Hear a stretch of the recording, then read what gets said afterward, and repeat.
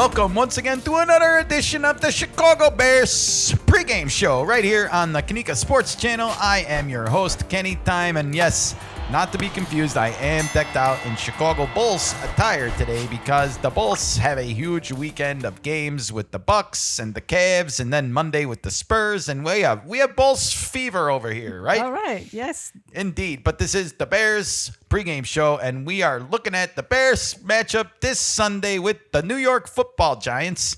And the Bears are looking to win 2 in a row after that exciting, thrilling ending victory in Cincinnati last weekend when Caleb Williams hooked up with Colston Loveland for a 58-yard TD, Nika. We are going to be looking at all the injuries heading into this matchup, Kenny's keys to victory, that's me, and what do the poly markets say about this game? What are the gamblers saying, Nika? But first, if this is your first time here, please do us a favor. Like this video, subscribe to the Kenikkasports channel, and ring that bell for our mascot, Freckles. Thank you. A.K.A. Frexy. Look at that face. How can you not want to see more Freckles pictures every damn day we post something? She's the best Bears fan. She is. All right, Nico, we have a Bears game Sunday with the New York Football Giants, and we are talking about it. Let's take a look at what is happening around the league. The Bears 5-3 in the NFC North heading into this one. The Giants 2-7 in the NFC East in the cellar. A Bears win would keep them on track with the Lions, who are 5-3, and the Packers, who are 5-2-1, and hold a slight edge in the division race right now. With that tie game, that was against Dallas, if you'll remember, on Sunday Night Football, I believe. We were watching that one in bed, if I remember correctly. Anyways, some things happening around Hallis Hall this week that caught my attention. Colston Loveland, everybody, check this out. You might be wondering, what is this green substance that is covering him in his practice uniform? This picture posted on Wednesday, everybody, on the Bears social media feed, and it says no rest for the MVP, and I had no idea what the MVP was. I had to look it up, and it turns out it is the Nickelodeon valuable player. Oh. And it was slime time at Hallis Hall. Here's Caleb Williams preparing said slime with the Bears. It looks like Benedict is back there, T.O. Benedict. Nevertheless, there was some slime being prepared, and Colston Loveland was doing some kind of a fake interview after being chosen as the Nickelodeon Player of the Week, or the Nickelodeon Most Valuable Player of the Week. So good to see the kids getting involved with the Bears, and boys being boys, as they say. They went and dumped this green slime all over Colston Loveland in a prank, and this interview was apparently not real. Here is all the aftermath, and you can see Colston Loveland smiling, everyone giving him a bit of green slime bath. And yeah, that's what happens when Nickelodeon chooses you to be the player of the week. I didn't know there was such a thing either. I had no idea, Nika. But nevertheless, fun stuff at Hallis Hall. Good to see the Bears having fun. You know, we talked about wanting their offense to loosen up and look like they were having fun. That did not stop Colston Loveland from continuing to bring home accolades this week. He was the NFC Offensive Player of the Week. A little bit more of a manly award, I guess, there. But nevertheless, a big week from the rookie tight end. He has arrived, according to everybody, and our own social media channel. The Colston Loveland has arrived video that we posted got quite a bit of views. Thank you, everybody. Thank you. Great job, Colston Loveland and Caleb Williams. The Bears social media team, they make a poster for the game, as they always do. But this week, I couldn't help but notice, Nika, it has a very Goodfellas-esque vibe to it. Oh, we're going with the mob motif. Yes, we went with the Chicago-New York mob connection, I guess, to make the poster for this matchup. I don't know what that says about Montez Sweat, Jervon Dexter Sr., or Alameda Zacchaeus, but I guess that they're our most thuggish gangster players. Is that what I'm supposed to take away from this Bears social media? I'm just kidding. I don't think that they're gangsters or thuggish in any way, but nevertheless, a little funny joke here on a Friday. It is fall, Nika. Yeah, and I couldn't help but notice as I was watching the Bears practice this week that the leaves are falling from the trees in Lake Forest. Despite the sun, it is probably deceptively chilly in the Midwest. The days are shorter. I don't miss it. I'm I don't sorry, either. everybody. I'm from Chicago. I lived there for 39 years, and I don't miss it. Yeah. Just wanted to get that out there. Hey, thanks once again to the Chicago Bears social media team. The gift that keeps on giving, Wallpaper Wednesday, featured the good, better, best designs for your phone. We got a black and white photo or a blue artistic rendering. But go check those out if you want some new Bears wallpaper for your phone. Maybe you want it to be a conversation starter at work. Like, oh, where'd you get that Bears wallpaper? You can say, well, you're not following the Chicago Bears social media team. There you go. The gift that keeps on giving. And, oh, by the way, we would be remiss if we didn't mention Rome Odunze and his father. Oh, what happened there? Well, Rome's dad apparently was very unhappy with Rome not getting any catches in Sunday's game at Cincinnati. I did see him drop a touchdown catch, and in the words of my old man, if you can touch it, you can catch it. So I guess that one's on Rome, at least in my dad's eyes. Nevertheless, Rome's dad was not happy about this and said that the Bears need to trade Rome Odunze to a team that actually passes the ball to him. And I thought this was kind of a big overreaction on Rome's dad's part, because Rome Odunze is leading the Bears in receiving yards this season. Maybe he didn't watch the previous games. Maybe he does. Maybe he's just tuning in for the first time. I find that hard to believe, I but know. Nevertheless, kind of a little bit of an awkward situation, Yeah. wouldn't you say? But right on cue, the Bears social media team comes to the rescue and just posts a mic'd up clip of Rome Odunze from Sunday's game with one word. And do you know what that word was, Nika? Selfless. Oh, nice. Yes, I think that was a involuntary response to Rome Odunze's dad to take a chill pill and back the F down and don't embarrass your son. You know, Rome Odunze got asked about this, and we don't have audio or anything to play of it, but he played it off very well. He said his dad's his own person, and he's free to speak his mind. Of And I course. don't necessarily agree with everything that he's going to post either. So that was his way of saying, like, I He's don't his care. own man. I don't care. I got a job to do right now. Exactly. And I got a game to get ready for. And I wouldn't be surprised if he has a big game this weekend. To prove his dad. Well, just to maybe shut this whole situation down. You know, when you have a coach like Ben Johnson, he can design a couple plays and get the ball in Rome's hands. And Sure. As long as he catches the ball. Exactly. If you can touch it, you can catch it, Rome. And maybe your dad should tweet that at you next time you drop a touchdown pass against the Bengals or anyone else. All right. All right. Well, we have one more thing to add to this little What's Going On in Bears Land segment, but that is welcome Joe Trion Shoyinka from the Cleveland Browns to the Chicago Bears. That's right. The Bears made one trade before the NFL trading deadline expired on Tuesday at, I think, 3 p.m. Eastern or something.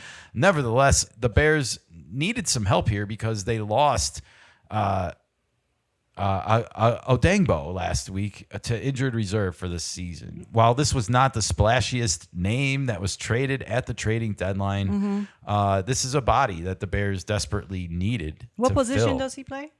Defensive line and Okay. edge. So he will be responsible for trying to put pressure on the quarterback, something the Bears have really struggled with this season.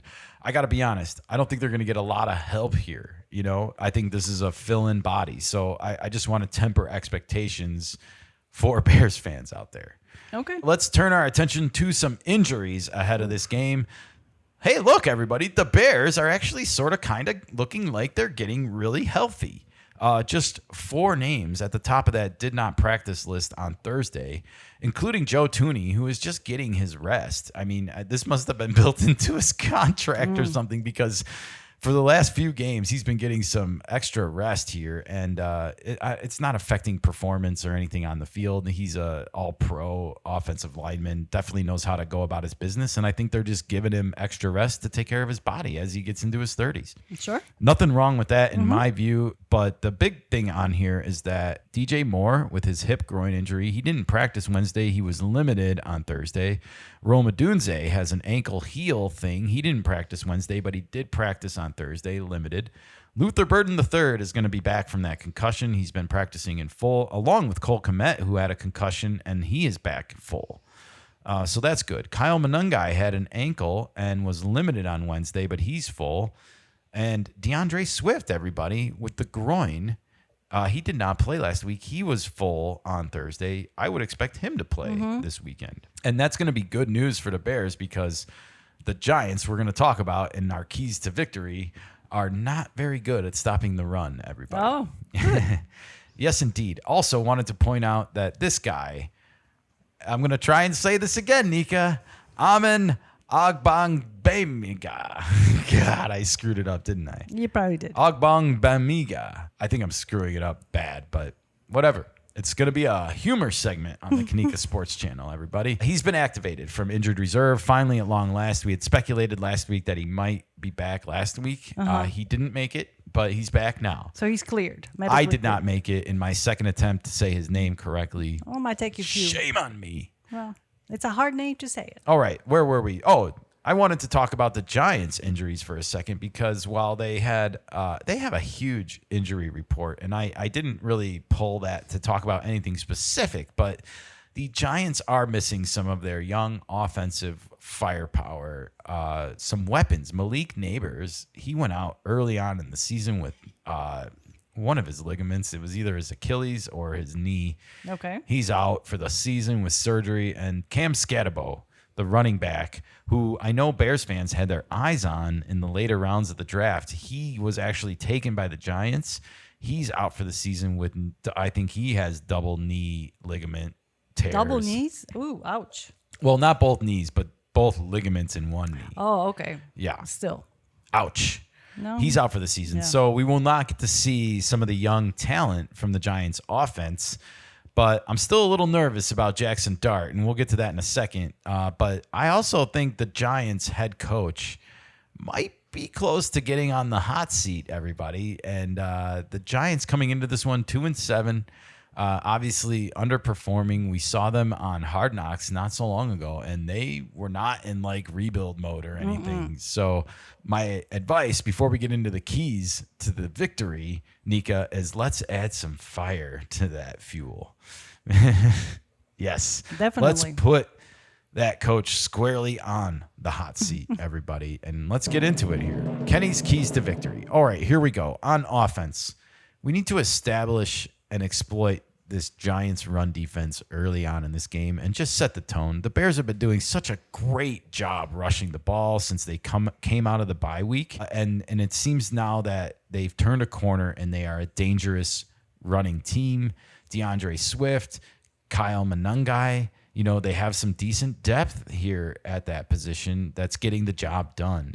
Even though we didn't get the big running back that everybody wanted in the draft, we're showing that the offensive line is just as important. And now that they're starting to play with some synergy, we're able to move and run the ball. So that's a huge key for this game, Nika. Okay. The Giants surrender 150 yards a game rushing. Ooh, ouch. Ouch, indeed. So let's exploit it.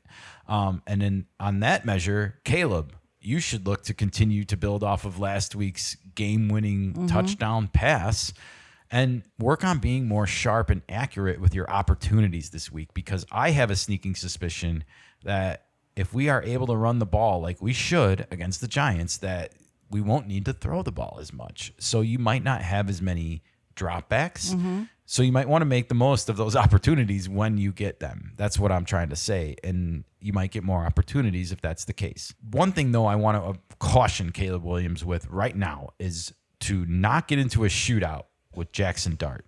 Don't let another young quarterback on the other side of the field determine how you are going to play your game. You play your game. That's what you need to do in this game. And if Jaxson Dart is airing it out and picking apart our defense, just like the 40-year-old man was last weekend, Joe Flacco, I don't want to see Caleb Williams start to get agitated or antsy and feel like he needs to, spear chuck the ball all over the field when he needs to be himself and play our game. Play your game. Yes. Play your game. That's my biggest advice to Caleb Williams before this game. And hopefully Ben Johnson's giving him some of that as well. Don't get flustered, basically. Yes. Play your game. Yes. Yes. 100%. Now on defense, I'm giving the opposite message. Don't let Jaxson Dart get comfortable against you. Don't give a young quarterback air to breathe on your turf. It's easier said than done. I get it. I just don't think we should underestimate this guy. Like when you look at the team leaders right now for the Giants and the Bears, you'll see Jaxson Dart is quite a ways away from Caleb Williams in yardage. But he's tied with him in touchdowns. Okay. Well, the Giants have not been that great. But so he's that plays played into 3 it. less games than Caleb Williams has. Okay. Was he injured? No, he just didn't get the starting job. He's a rookie. Oh, I see. I see. And they went with Russell Veteran. Wilson for in the the first offseason, but he didn't last. Now they're with a young guy, and he's doing better. So, and you'll see Cam Scatabo on here is their leading rusher, and he's out for the season. So they haven't really found someone to come in and at least replace that yet. And to be fair, no one's really had enough time to replace that. Jaxson Dart, when you take a closer look at these numbers here, he scares me in this game. I feel like after last week, the Bears defense showed that they're capable of getting picked apart in the passing game. And I feel like the Giants might be sitting back, licking their chops. And I hope the Bears aren't taking this game for granted because they're 5-3 and the Giants are 2-7. Of course, but the Giants gonna try to exploit our weaknesses as well because that's the name of the game. Well, of course. Just don't underestimate this guy's ability to find the end zone. I mean, he has 15 touchdowns in 5 games. That's like 3 touchdowns a game he's putting up with his legs or with his arm, and don't underestimate the guy. do not underestimate this guy, and don't try and get into a shootout with him either. That's it's easier said than done. Of course. Also, he has 5 rushing touchdowns, as I just mentioned. So don't try and overcompensate for your passing game defense from last week and leave you susceptible to him running all over you. So there's a lot I feel like that the Bears need to be really cautious with on defense here. And yet I know saying that they cannot play just to win this game. They can't play not to lose. They have to play to win. Strategy. Yes. But the passing defense does need to be better. It was awful. And just don't let the New York Giants sneak attack you here on your own home turf, especially when you're doing so good. Well, it's a winnable game for sure. It is. And you know who else thinks it's winnable, Nika? Polymarkets. The Polymarkets. That's right. You're right on cue with me. That's awesome. Look at this, folks. The Bears are favored 67-33 in this game. They were only favored 57-43 last weekend, if I remember correctly. They have a 2 out of 3 times advantage here with the bettors. So that's where they're putting their money. Now, if you look at the spreads, another close game, 4.5, 3.5. I mean, most games in the NFL are pretty close because there is a term that exists, such as any given Sunday, and it exists for a reason. And that's because a lot of crazy things can happen on Sundays sometimes. And we saw it last week in Cincinnati with the Bears up 41-27 with we did. minutes left in the fourth quarter, and yet somehow Cincinnati was able to take a lead. Let's try to avoid those stressors this week. Let's get a big lead and just hold it this time. The point spread here, it's predicted to be pretty close. I also want to throw this nugget out there. The over right now, 47.5, 48.5, and 46.5 respectively. The 47.5 has the under at 56-47. Now, after last week, with the Bears' passing defense taken into account, Jaxson Dart's touchdown total, and Caleb Williams also playing fairly well last week, 4 touchdowns, including 1 receiving pass, I have a hard time seeing this game going under 48 points. Yeah, it might be higher scoring game based on just the stats you just read off. So I might take a swing at the over in this one after last week because I'm just not so sure that this is going to be a low scoring, like 24-24 kind of game. It doesn't feel like a 24-21 game to me. It feels more like 30s. a 42-40 game like last week. Oh, you think even 40s? Okay, I can see that, but I also have 30s. very little faith in the Bears' passing defense right now. So I just hope that they can run the ball effectively and control the clock in this game and keep it out of New York's hands enough where they can kind of play more of a passing defense in the second half. But before we totally take off for this pregame show, I want to give us the predictions, everybody. Oh, okay, go ahead. So, Nika, what are you thinking? The Bears will win this game. It's going to go over in the 50s. Okay. Well, no, it has to go higher. So It has to go 49 to pass the over. Okay. 48.5 is like the highest that Okay. you can bet on, at least on Polymarket. Yeah. So, Okay, yeah, I I think stick with they that. score more than like 25-24 is 49 points. So I think they're going to score more than that. I think they're going to score a lot more. It's going to get into 50s as a Yeah, total. for sure, if not higher. I'm also going to say the Bears win this game, but I am going to say Caleb only goes for 225 in this game and only 2 touchdown passes. But the Bears are also going to rush for over 200 yards as a team in this game and also get 2 rushing touchdowns. Okay. They're also going to get a couple of field goals, everybody, and they are going to win this game 34-26. They will improve to 6-3 on the 2025 season and put themselves in a really interesting place with 8 games remaining at 6-3.